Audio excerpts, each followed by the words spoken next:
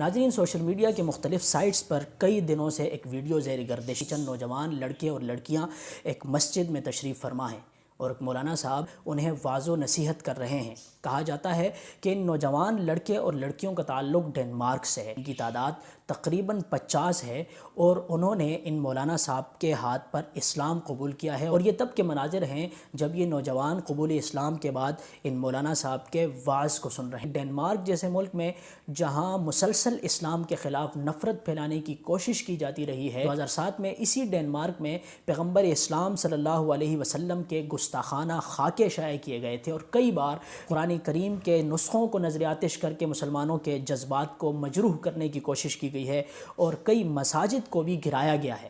لیکن اب وہاں اسلام پھل پھول رہا ہے، اور اس طرح کی بڑی تعداد میں نوجوان لڑکے اور لڑکیوں کا اسلام کی جانب مائل ہونا اور پھر اسے قبول کرنا، یہ بہت ہی خوشی